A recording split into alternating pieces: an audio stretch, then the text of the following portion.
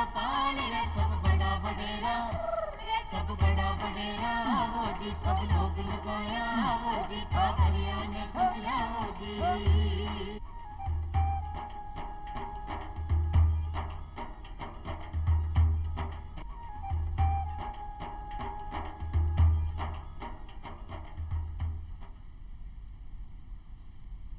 राम राम सा चौपाल देखने वाला सगला दर्शक भाई बहनों को बहुत बहुत स्वागत है।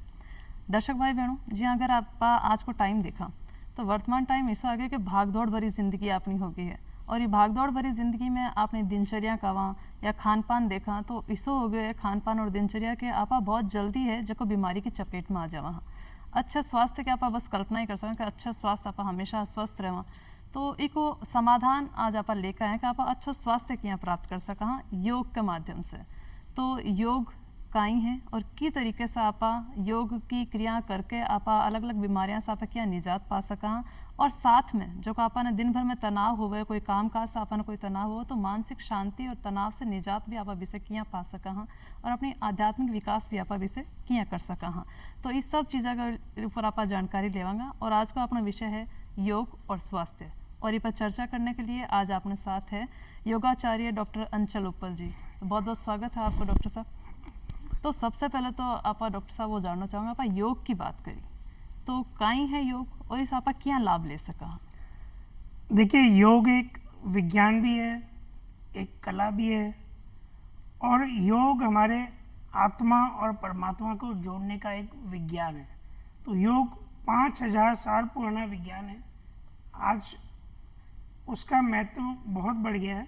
आज आप जैसे देखते हैं कि योग पूरे विश्व के अंदर प्रसिद्ध हुआ है।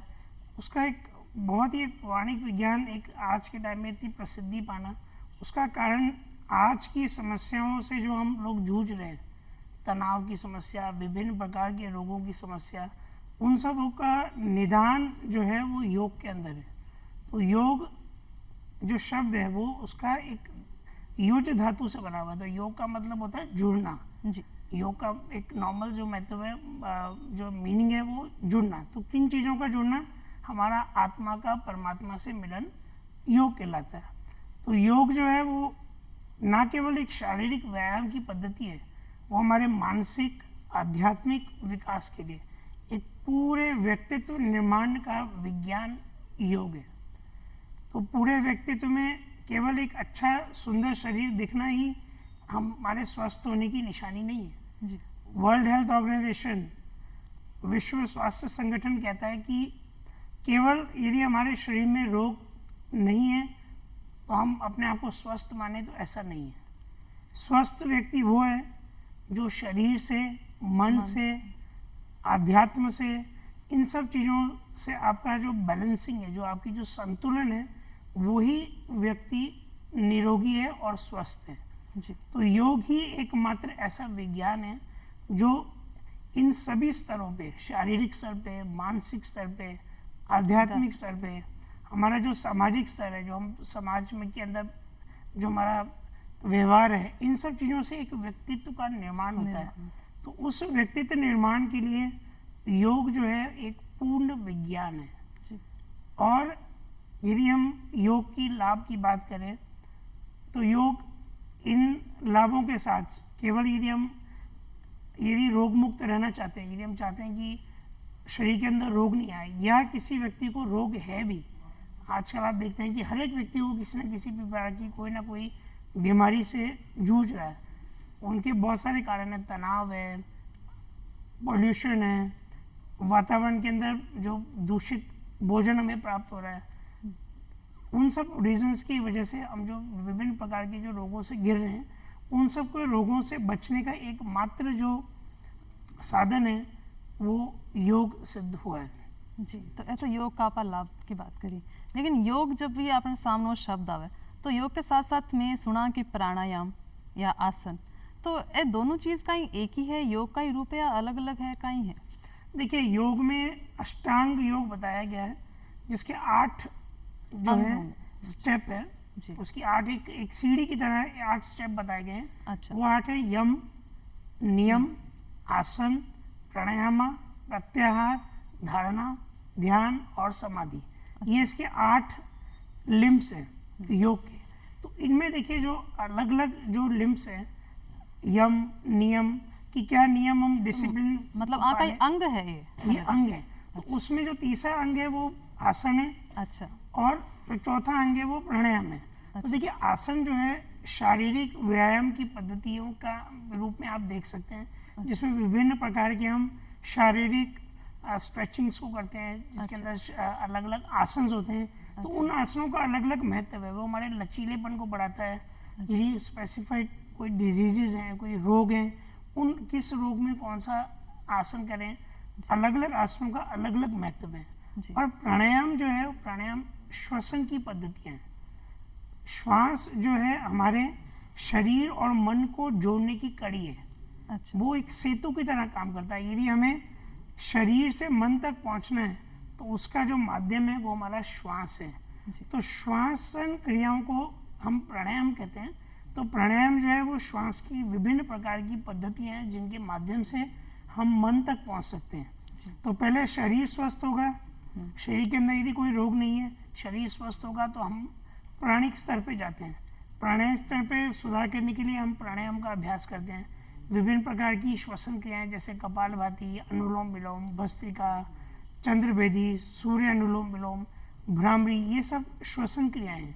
तो इनमें यही मुख्य अंतर है कि आसन जो है वो एक शारीरिक व्यायाम की पद्धति है और प्राणायाम जो है वो श्वसन प्रक्रियाओं की पद्धति है। जी, तो ये तो आंखों अंतर होगा। लेकिन एक अपना जो भाई बहन है वह कई लोग अपने स्वास्थ्य को ध्यान रखने के लिए कहीं कर आजकल जिम चल रहा है, जिम में कसरत कर रहा है, बॉडी बिल्डिंग कर रहा है, कोई वजन उठाना और काम कर रहा है, यानी कसरत कर रहा है। जी जी जी। तो अब अठे ये भ्रम होगा आपा योग ज्यादा सही रहेगा, आपा योग करा का कसरत, तो कहीं अंतर कहीं आम है? कसरत भी आपा करा हाँ, एक योग व्यायाम, तो आम कहीं अंतर है? देखिए योग जो है वो एक चेतना का विज्ञान है। चेतना में जुड़ाव होता है। यदि हम कोई शारीरिक व्यायाम भी कर रहे हैं, जैसे मैंने बताया आसन कर रहे हैं, तो वो आसन या अभ्यास जो भी हम कर रहे हैं उसमें हमारा जो मन है वो उस आसन के साथ जुड़ा हुआ है। अच्छा, उसमें जुड़ाव है।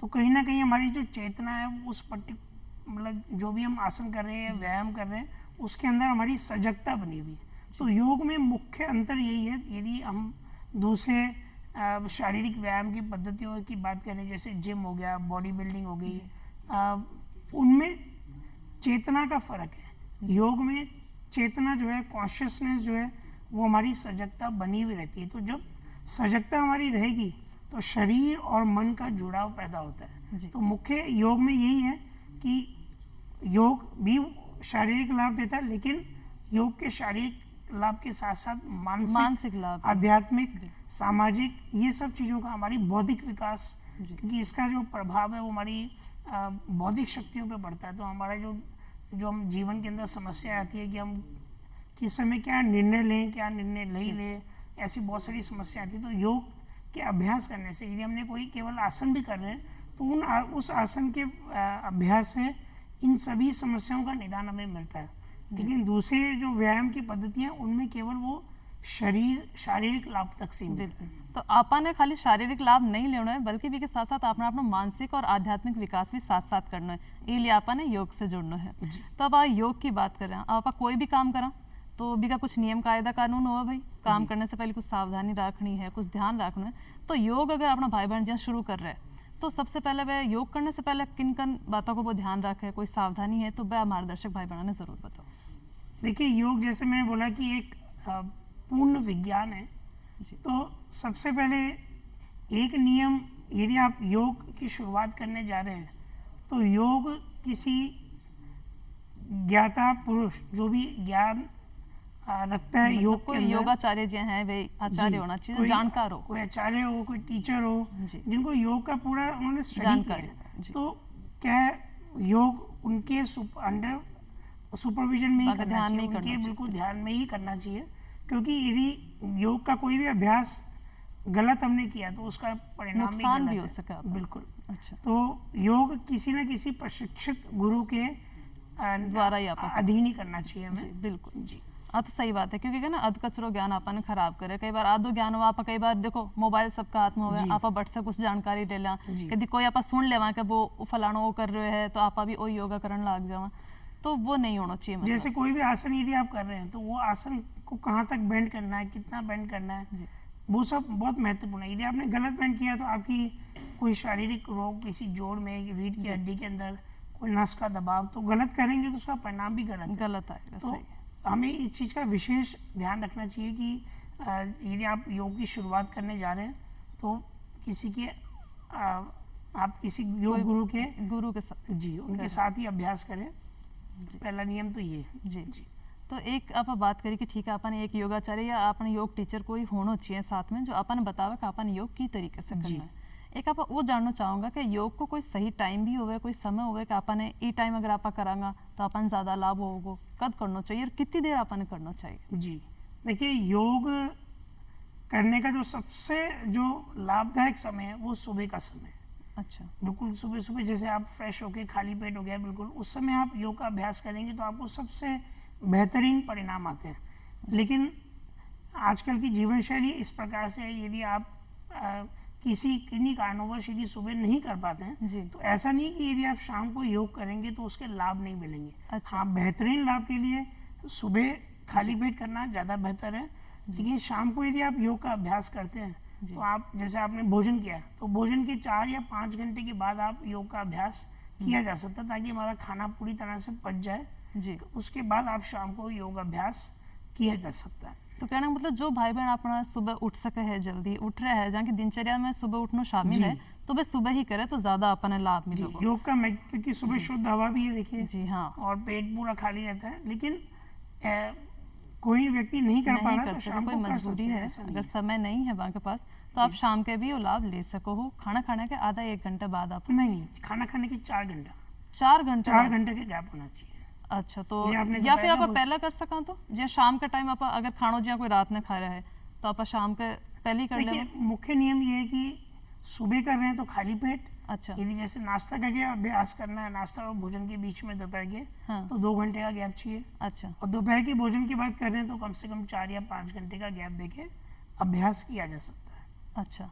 एक वो भी होगा कि योग करने से पहले कोई जहाँ कोई व्यायाम करे तो यहाँ क्या कर पानी वानी पीना चाहिए अच्छा से, तो पहले पानी भी पिए या इसे देखिए, खाली योग- पेट कर सके? जी हाँ, बहुत अच्छा प्रश्न है आपका। योग देखिए शुद्धिकरण का काम करता है। जी। तो जैसे हम आसन करते हैं, प्राणायाम करते हैं, तो बॉडी के अंदर जितनी भी जो अंदर गंदगी जो जमा है उस गंदगी को बाहर निकालने का काम करता है। तो यदि योग अभ्यास करने से पहले आधा घंटा 15-20 मिनट पहले यदि हम 2 या 3 गिलास गुनगुना पानी पिए, अच्छा। उसके बाद योग अभ्यास करें तो हमें और ज़्यादा लाभ मिल सकता है। अच्छा, तो पानी पीने का अपना लाभ भी है। बिल्कुल लाभ है। और एक आप योग के अंदर सुना योग निद्रा, तो योग निद्रा का ही है। देखिए, योग निद्रा के बारे में यदि थोड़ा सा मैं पहले विस्तार से समझाना चाहूँगा। जी। जो हमारे 3 प्रकार के मन बताए गए हैं योग शास्त्र में, 3 प्रकार के मन बताए गए। एक होता है चेतन मन। चेतन मन, जैसे अभी हम बातचीत कर रहे हैं, अभी हम चेतन अवस्था में हैं, इसे कहते हैं चेतन अवस्था। एक होता है अचेतन मन। अच्छा। अचेतन मन जब हम निंद्रा में चले जाते हैं, जैसे रात को हम सो जाते सोते हैं, हैं। तो वो उस समय हमारा जो मन है वो अचेतन मन की अवस्था में चला जाता है। अच्छा। अचेतन मन और चेतन मन के बीच की एक अवस्था होती है, उसे कहते हैं अवचेतन मन। तो अवचेतन मन, तो योग निद्रा का जो अभ्यास है वो अवचेतन मन पे किया जाता है, ना वो चेतन अवस्था है ना वो अचेतन अवस्था है। इन दोनों की बीच की अवस्था को अवचेतन मन कहते हैं। तो अवचेतन मन के अंदर हमारा दिमाग भी जाग रहा है जी। और हम शरीर के इंटरनल बॉडी पार्ट्स को देख रहे हैं, एक एक अंग को उसमें योग निद्रा के अंदर अपनी बॉडी पार्ट्स को देखते हैं, आंखें बंद रखते हुए अपने मन से देखते हैं। अच्छा। तो वो चेतन और अचेतन मन के बीच की अवस्था होगी अवचेतन मन। तो अवचेतन मन जो है वो इतना शक्तिशाली है कि यदि किसी व्यक्ति को कोई भी रोग है, कोई भी असाध्य रोग है, और हम अवचेतन मन पे जाके यदि अपने माइंड से, जो हमारे मन से एक कमांड देते हैं कि ये रोग हमारे शरीर से बाहर निकल जाए, तो वो मतलब एक अवचेतन मन, सकारात्मक सोच अपन देनी होगा खुद में। सकारात्मक सोच भी है, लेकिन अवचेतन मन पे यदि हम पहुंच जाएं तो हम किसी भी असाध्य रोग को ठीक कर सकते हैं। अच्छा। तो तो विधि बिल्कुल सिंपल है, उसमें कोई बॉडी के पहले अंतर मन से, इसको अंतर यात्रा भी कहते हैं, कि जैसे यदि हम खुली आंखों से अपनी बॉडी को देखें, एक हम बंद आंखों से अपनी बॉडी को देख रहे हैं, एक एक हिस्से को देख रहे हैं, अपने माइंड से कमांड दे रहे हैं बॉडी के अंगों को रिलैक्स करने के लिए। तो यदि शरीर के किसी भी हिस्से में हमें कोई असाध्य रोग है और अवचेतन मन पे जाके हम अपने माइंड को कमांड देते हैं, हम अपने मन को कमांड देते हैं कि ये रोग बाहर निकल जाए, तो योग निद्रा इतना शक्तिशाली विधि है जिससे आप कोई भी असाध्य रोग को ठीक कर सकते हैं। जी, अब आपा जी आपने जीवन शैली की बात करी कि आज के टाइम में देखो भागदौड़ भरी जिंदगी है, खाना पीने को ना अपना कोई टाइम फिक्स हुआ है, आप कहीं भी खा रहे हैं, कभी 12 को खा रहे हैं, तलो भुनो खा रहे हैं, तो इससे में ज्यादातर आप देखा कि आप पेट संबंधी समस्या जहाँ गैस की होगी है या पाचन की होगी कि भाई खानो पची को नहीं रहे, तो और वो होने के बाद देखो और बड़ी बीमारियां भी आपा ने इनमें मिल जाए। तो अब आप वो जानना चाहूँगा कि पेट संबंधी बीमारियां से या गैस वैस है यहाँ से, तो यहाँ से निजात पाने के लिए आपने योग के अंदर कौन कौन सा आसन आपा कर सका? देखिए बिल्कुल सत्य बात है, आयुर्वेद विज्ञान भी यही कहता है कि 80% रोग जो हैं वो पेट से पैदा होते हैं। पेट की समस्याओं के जो मूल कारण है वो गलत खान पान, जैसे आपने बोला, गलत जो हमारी जीवन शैली है, पानी कम पीना, व्यायाम नहीं करना, उसकी वजह से जो खाना पूरी तरह से हमारा पच नहीं पाता है, तो अपचा हुआ जो भोजन है वही हमारे शरीर के अंदर विभिन्न प्रकार के रोगों का मूल कारण है। तो किसी भी प्रकार के यदि रोगों का यदि हम जूझ रहे हैं, चाहे वो घुटने में दर्द है, चाहे वो रीढ़ की हड्डी में दर्द है, तो किसी भी प्रकार का यदि हमारे शरीर में दर्द हो रहा है तो इसका मतलब है कि हमारा पेट ठीक नहीं है। अच्छा, तो वो पेट ठीक रखने के लिए यदि रोजाना, सबसे बढ़िया जो योग अभ्यास बताया गया है, योग शास्त्रों के अंदर पूरा उल्लेख है, एक बहुत ही सिंपल सी विधि होती है, उसे कहते हैं वज्रासन। वज्रासन। अच्छा। तो भोजन करने, वज्रासन एकमात्र ऐसा आसन है योग में जो भोजन करने के तुरंत बाद कर सकते हैं। अच्छा, केवल एकमात्र ही वो आसन है। अच्छा, एकमात्र आसन। जी, तो वज्रासन में हमारे पैर से एक नाड़ी जाती है, उसको कहते हैं वज्र नाड़ी। तो वज्र नाड़ी जो है हमारे खाने के पचाने के लिए जो जूसेस होते हैं उनका सिक्रेशंस ज़्यादा करती है, उसमें स्त्राव करती है। तो जैसे आप भोजन करें, भोजन करने के तुरंत बाद आप वज्रासन में बैठिए। वज्रासन में एक पैर को मोड़ के दूसरे पैर को मोड़ के घुटनों के बल बैठा जाता है जी। तो वो वज्रासन की विधि होती है। तो वज्रासन में खाना खाने के बाद तुरंत आप बैठें, दोनों टाइम तीनों टाइम बैठें तो बहुत ही अच्छी बात है। अच्छा। जिनको गैस की समस्या रहती है उनकी गैस की समस्या भी खत्म हो जाएगी, जिनको अपच रहता है, कब्जी रहती है, उन सब की भी समस्याओं का निदान वज्रासन एक बहुत। तो आपने कितनी देर तक मतलब अपन यहाँ बैठना वज्रासन? देखिए शुरुआत आप 2 मिनट 3 मिनट से कर सकते हैं। अच्छा। और धीरे धीरे धीरे उसको 5 मिनट 10 मिनट तक उसको किया जा सकता है। अच्छा। दूसरा आसन जो पाचन से संबंधित जो सबसे लाभकारी है वो है पवन मुक्त आसन। अच्छा। पवन मुक्त आसन जैसे आप नाम से ही समझ रहे हैं कि यदि हमारी बॉडी के अंदर एक्स्ट्रा गैसेस संग्रह हो रहा है जिसकी वजह से हमारी बॉडी के अंदर विभिन्न प्रकार के दर्द पैदा हो रहे हैं, रोग पैदा हो रहे हैं, तो वो पवन को मुक्त कर देता है। जो भी पवन हमारी एक्स्ट्रा है, गैस जो एक्स्ट्रा बन रही है उनको रिलीज कर देता है। अच्छा। तो पवन मुक्त आसन में सीधा लेट के दोनों पैर घुटनों से मोड़ के अच्छा। उसको अंदर छाती की तरफ दबाएं और थोड़ी देर रोक के रखिए। अच्छा। तो उससे बहुत लाभ मिलता है।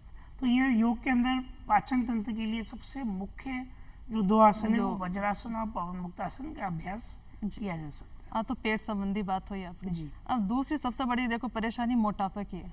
आज हर कोई पतलो होना चाहे, मोटापा से इतना परेशान है, हर जगह ढूंढतो फिरे, तलाश करेगा आप पतलो किया हुआ जी। कि बहुत दिक्कत है मोटापा से। अपन और भी परेशानियां, घुटना का दर्द है, एड़ी में दर्द है, चाले कौन जा रहे, और भी परेशानियां हैं, बीपी, शुगर, बहुत सारी बीमारियां ऐसी आ रही है। तो एक मोटापा ने कम करने के लिए भी कोई आपने योग हो तो? देखिए योग का कोई भी अभ्यास यदि आप करते हैं जी, कोई भी आसन करें, प्राणायाम करें, ऐसा नहीं है कि केवल शारीरिक व्यायाम करने से ही आप मोटापा कम कर सकते हैं। योग में सबसे बड़ी शक्ति ये भी है कि जो शारीरिक नहीं कर सकते वो श्वसन के माध्यम से भी अपना वजन कम कर सकते हैं। अच्छा। प्राणायाम के माध्यम से, कपालभाति, भस्त्रिका, अनुलोम विलोम, इससे क्या होता है हमारी बॉडी के अंदर संतुलन पैदा होता है और हमारी बॉडी की जो चर्बी है, जो मोटापा है, वो कम होता है। तो मोटापे के केवल एक ही कारण नहीं है कि जीवन शैली या गलत खान पान, तनाव बहुत बड़ा कारण है मोटापे का। तो यदि तनाव प्रबंधन रहता है जी, शारीरिक व्यायाम के रूप में जो आसन है, सूर्य नमस्कार सबसे ज़्यादा लाभकारी मोटापा कम करने के लिए। यदि हम रोजाना 15 राउंड 20 राउंड धीरे धीरे उन राउंड्स को बढ़ाते जाएं तो सबसे बढ़िया यदि आप अभ्यास मोटापा कम करने के लिए बात करें तो सूर्य नमस्कार है। अच्छा। और बहुत सारे ऐसे आसन हैं जैसे पेट को ठीक करने के लिए, यदि पेट ठीक रहेगा तो मोटापा हमारा कम। साइकिलिंग करिए, जी। बहुत सारे ऐसे आसन हैं, पवन मुक्त आसन जैसे हमने बताया, त्रिकोण आसन है, पश्चिमोत्तान आसन है, पादहस्त आसन है। तो अलग अलग जगह पे सबकी अलग अलग जो चर्बी की मात्रा जमा हो जाती है, जैसे पेट पे चर्बी ज़्यादा जमा है तो पश्चिमोत्तान आसन करिए, पादहस्त आसन करिए, उष्ट आसन करिए। ये सब रोजाना यदि आप अभ्यास करेंगे सूर्य नमस्कार के अभ्यास के साथ साथ, तो आप देखेंगे बहुत ही जल्दी मोटापा कम होना शुरू हो जाता है। एक तो कोई स्वस्थ व्यक्ति है जो योग अब कर रहे हैं, लेकिन कहीं अगर कोई इंसान ने बीमारी लाग ही चुकी है, बीमारी से ग्रस्त है, तो वो डरेगो कि आप योग कर सका कि नहीं कर सका, तो ऐसा लोग भी कहीं योग कर सके अपना भाई बहन? देखिए, योग एक इतना विस्तार वाला विज्ञान है कि यदि कोई व्यक्ति बिस्तर में भी पड़ा हुआ है तो वो भी योग कर सकता है। अच्छा। यदि वो बिल्कुल असाध्य है, वो हिल भी नहीं पा रहा है, तो वो व्यक्ति भी योग कर सकता है। तो ऐसा नहीं, सभी व्यक्ति जिसको कोई भी रोग यदि है वो योग का अभ्यास कर सकते हैं। लेकिन योग चिकित्सा, देखिए अभी जैसे एक हमने बात किया योग का, एक जो मैं शब्द यूज करता हूँ योग चिकित्सा। तो योग चिकित्सा मीन्स यदि किसी को कोई भी रोग है, यदि हम एक एग्जांपल लें, किसी को डायबिटीज़ है, शुगर की समस्या है, तो उन शुगर को कम करने के लिए जो आसन है, जो प्राणायाम है, वो अलग है। अच्छा। है उन्हीं में से, लेकिन आप सभी योग के अभ्यास नहीं कर सकते। किसी भी व्यक्ति को यदि कोई भी रोग है तो ऐसा नहीं सारे योग अभ्यास वो कर सकता है। अच्छा। उसके लिए योग कोई चिकित्सा विशेष योगी मतलब इन करना है। जी। तो योग चिकित्सा में क्या होता है,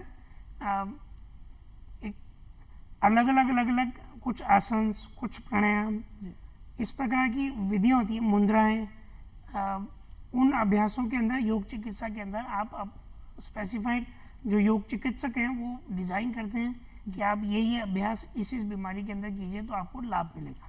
एक आप वो अपने ग्रामीण भाई बहना के लिए जरूर पूछना चाहूंगा कि ग्रामीण भाई बहन यह समझे कि भाई आप खेती बाड़ी को काम कर रहे हैं, खूब मेहनत को आप काम कर रहे हैं, तो आपा ने कहीं जरूरत है, तो बाने भी कहीं योग की जरूरत है कि नहीं है? देखिए, योग की परिभाषा को यदि समझें तो योग केवल शारीरिक लाभ के लिए नहीं है।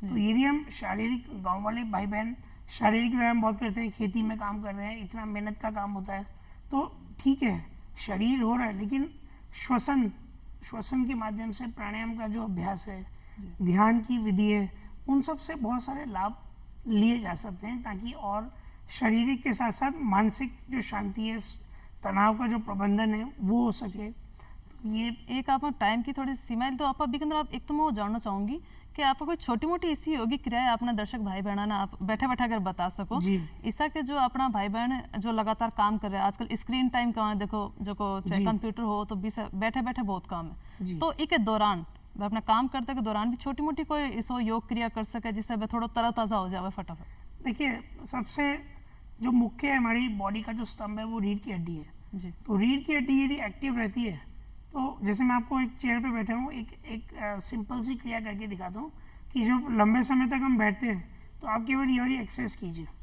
उसको हम, जैसे आपने ये पकड़ा, मतलब श्वास और इससे कुछ जी, अच्छा ट्विस्ट अपन ने एक हल्का सा ट्विस्ट कर लिया जी, हल्का सा शारीरिक एक व्यायाम है। इससे क्या है, अच्छा, हमारी रीढ़ की हड्डी एक्टिव हो जाती है। मतलब थोड़ा सा अपन यहाँ के कमर थोड़ी सी घुमाव थोड़ा सा। तो एक तो ये हुआ, एक जैसे श्वसन पे ध्यान आप श्वसन को, क्योंकि कई लोग श्वसन आदि क्रिया पे गलत कर ले, तो वो बहुत जरूरी है, अपन के सही तरीके होना चाहिए, तो वो जरूर जानना चाहूंगा आप। जी, देखिए, श्वसन आधे लोग तो मुंह से लेते हैं, मुंह से छोड़ते हैं। अच्छा। तो सबसे मुख्य बात यह है कि हमें नाक से श्वास लेना चाहिए और नाक से श्वास छोड़ना चाहिए, क्योंकि भगवान ने श्वास लेने के लिए हमें नाक दिया, दोनों नथुने दिए, राइट नॉस्ट्रिल है, लेफ्ट नॉस्ट्रिल है। एक बात तो ये।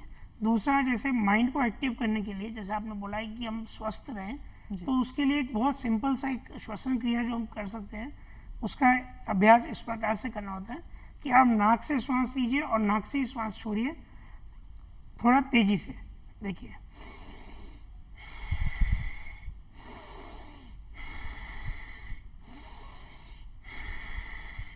यदि हम 15 से 20 बार इस अभ्यास को करते हैं तो हमारा माइंड एकदम एक्टिव हो जाता है। अच्छा। और दूसरी बात, हमारी पूरी बॉडी जो है वो एक्टिव हो जाती है, ऑक्सीजन का स्तर बढ़ता है, जो माइंड में सुस्ती आ जाती है वो सुस्ती, और ऑक्सीजन का स्तर बढ़ जाएगा। तो जैसे ऑक्सीजन का स्तर हमारी बॉडी में बढ़ेगा इस अभ्यास से, तो आप जो है एक अच्छा तरोताज़ा महसूस करेंगे। कि लंबा आप थकान हो रही है तो भी आप ये अभ्यास करें तो आपको बहुत मतलब लाभ केवल आप लंबी सांस लेने से और छोड़ने से भी आप तरोताज़ा महसूस कर सको। मिलेगा। बिल्कुल, देखिए हमने बचपन में पढ़ा जी। कि बिना श्वास के हम जीवित नहीं रह सकते। हम भोजन श्वास के बिना ने सही तरीके से लेना अपने योग में बहुत जरूरी है।